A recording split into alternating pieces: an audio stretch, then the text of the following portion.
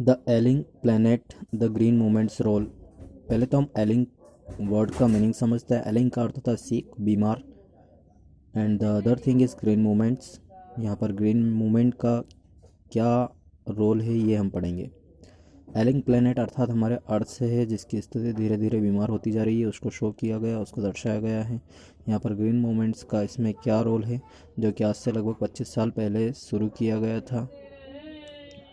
So friends, without wasting any time, we will study this. We will try to translate, understand the chapter, and it is an article which is written by Nani Palkiwala. So friends, let's start the translation of the chapter. One cannot recall any moments in world history which has gripped का अर्थ होता है जकड़ लेना, छा जाना, the imagination of the entire human race so completely and so rapidly as the Green Movement, which started nearly 25 years ago. In 1972, the world's first nationwide Green Party was founded in New Zealand. Since then, the movement has not looked back. यहाँ पर पहले paragraph में बोला जा रहा है कि शायद ही किसी को याद होगा कि आज से लगभग 25 साल पहले एक ग्रीन मूवमेंट स्टार्ट किया गया था जिसने जिसने समस्त मानवों की जो कल्पना शक्ति है उसको जकड़ लिया था, मतलब उस पर छा गया था, मानव कल्पना शक्ति पर पूरी तरह से छा गया था। In 1972 the world's first national wide green party was founded in New Zealand. यहाँ बोला जा रहा है कि जो ग्रीन पार्टी है वह 1972 में न्यूजीलैंड में स्थापित की गई। उसके बाद से इस ग्रीन मूवमेंट ने कभी पीछे मुड़कर नहीं देखा। अर्थात यहाँ पर ग्रीन मूवमेंट्स कहाँ से स्टार्ट किया गया है, उसका मानवों पर क्या प्रभाव है, इसके बारे में बताया गया है।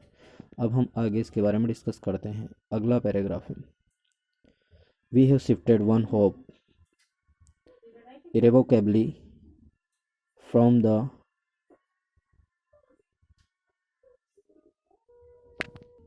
mechanistic view to a holistic and ecological view of the world. It is shift in human perceptions as revolutionary as that introduced by Copernicus, who taught mankind in the 17th century that the earth and the other planets revolved around the sun. यहाँ पर शब्द है इरवोकेबली का अर्थ होता है अपरिवर्तनीय तरीके से। अगला वर्ड इसमें है मैकेनिस्टिक, यांत्रिकी ढंग। होलिस्टिक का अर्थ यहाँ पर निकलेगा, होलिस्टिक का अर्थ यहाँ पर सार्विक अर्थात सभी को एक मानना, पूरे संसार को एक मानना निकलेगा। और इकोलॉजिकल का अर्थ होता है पर्यावरणीय।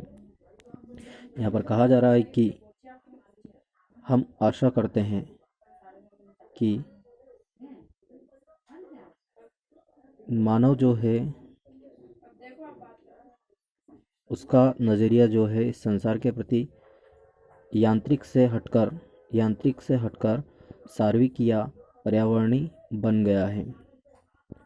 अर्थात यहाँ पर बोला जा रहा है कि मानव का जो नज़रिया है, पहले वह इस संपूर्ण संसार को एक यंत्र की तरह देखता था और आज उसका नज़रिया जो है वह सार्विक अर्थात पूरा संसार एक की भावना और साथ ही साथ पर्यावरणीय नज़रिए से उसको देखता है। It is a shift in human perceptions का अर्थ होता है ज्ञान, as revolutionary as that Copernicus. यहाँ पर जैसा कि हमने रीड किया है, यहाँ पर बोला जा रहा है कि यह मानव के ज्ञान पर, एक मानव की सोच पर, समझ पर एक क्रांतिकारी परिवर्तन आया है, परिवर्तन की बात आई है या बदलाव आया है कि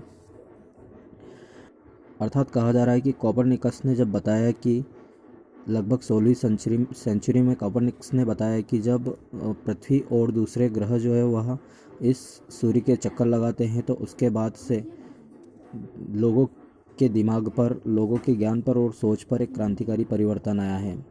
for the first time in human history there is a growing world wide consciousness that the earth itself is a living organism and enormous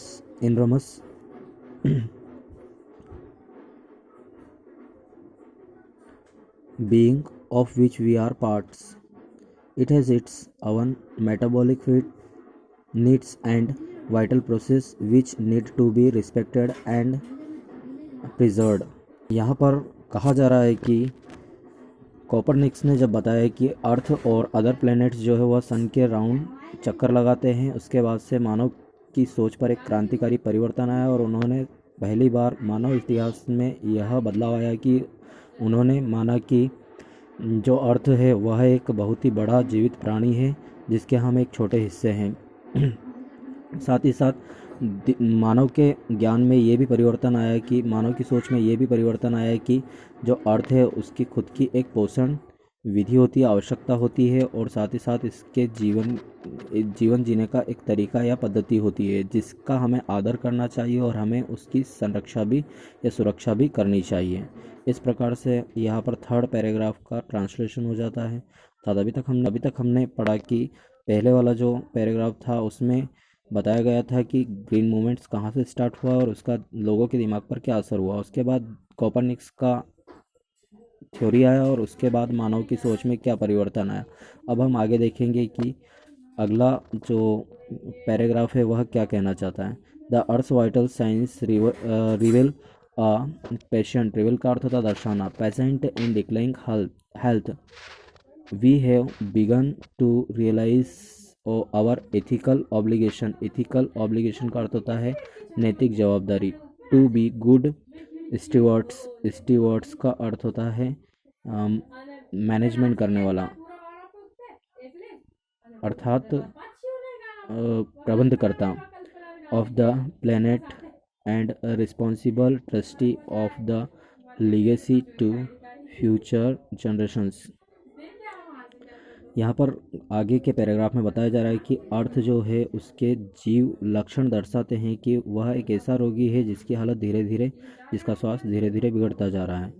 हमें यह महसूस करना शुरू कर देना चाहिए कि हमारी नैतिक जवाबदारियाँ क्या है ताकि हम इस धरती के अच्छे प्रबंधकर्ता बन सके। साथ ही साथ इस संपदा को आगे की जनरेशन को सौंपने के लिए हम उसके एक जवाबदार ट्रस्टी बन सकें।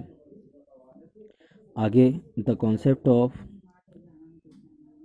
Sustainable development was popularized in 1987 by the World Commission on Environment and Development। यहाँ पर आगे बात की जाएगी कि जो टिकाऊ विकास है जो कि 1987 में world commission on environment and development के द्वारा लोकप्रिय बनाया गया था। टिकाऊ डेवलपमेंट, सस्टेनेबल डेवलपमेंट जो कि लोगों के बीच में लोकप्रिय बनाया गया था इस कमीशन के द्वारा। उन्होंने उसमें डेवलपमेंट की डेफिनेशन दी थी। देखते हैं हम क्या डेफिनेशन दी थी। In its report it defined the idea as development that meets the needs of the present without compromising the ability of future generations to meet their needs. अर्थात यहाँ पर कहा गया है कि विकास ऐसा होना चाहिए जिसमें कि आज की हमारी आवश्यकताओं के लिए हम आने वाले फ्यूचर की आवश्यकताओं को जोखिम में ना डालें। अर्थात कहा जा रहा है कि आज की आवश्यकताओं की पूर्ति के लिए हम जिन नेचुरल वर्ड्स या रिसोर्स का उपयोग कर रहे हैं वह फ्यूचर में ही ऐसे ही बने रहे, या फिर आज की आवश्यकताओं को पूरा करने के लिए हम आगे जो आने वाले फ्यूचर जनरेशन है उनके लिए उन नेचुरल रिसोर्स का ज़्यादा से ज़्यादा उपयोग ना करें। ऐसा विकास ही सस्टेनेबल डेवलपमेंट कहलाता है। और यह डेफिनेशन 1987 में इस प्रकार के डेवलपमेंट को 1987 में जो है वह world commission of environment and development के द्वारा लोकप्रिय किया गया था। आगे हम बात करेंगे कि मानव को कैसे शो किया गया। In the zoo at Lusaka Zambia there is a cage where the notice reads. Lusaka Zambia के लुसाका में एक चिड़ियाघर है और उसके अंदर एक नोटिस लिखा गया है। The world's most dangerous animal, दुनिया का सबसे खतरनाक जानवर। Inside the cage there is no animal but a mirror where you see yourself. अब हम अगर देखते हैं तो उस केज के अंदर कोई भी कांच नहीं है, परंतु जब हम वहाँ देखते हैं तो उस कांच में हम खुद को ही पाते हैं। थैंक्स टू द, अर्थात यहाँ पर इस पैराग्राफ में हमें ही मनुष्य को ही सबसे बड़ा खतरनाक जानवर इस संसार का बताया गया है।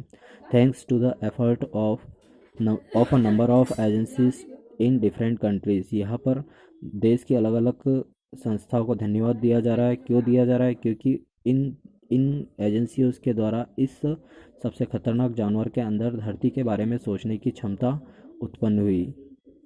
इसलिए इन अलग अलग कंपनी इन एजेंसियों को धन्यवाद दिया जा रहा है। कहा जा रहा है कि thanks to the effort of a number of agencies in different countries a new awareness has now dawned का अर्थ होता है उजागर होना, उभरना, upon the most dangerous animal in the world. He has realize the wisdom of shifting from a system based on domination to one based on partnership. अर्थात यह कहा जा रहा है कि उन दुनिया की तमाम एजेंसियों को धन्यवाद दिया जाना चाहिए जिन्होंने इस सबसे खतरनाक जानवर के अंदर जागरूकता उत्पन्न की, और वह जागरूकता थी कि उसकी सोच में परिवर्तन आया और उसने माना कि उस पूरे संसार पर केवल उसका ही हक नहीं है बल्कि सभी का बराबर हिस्सा है।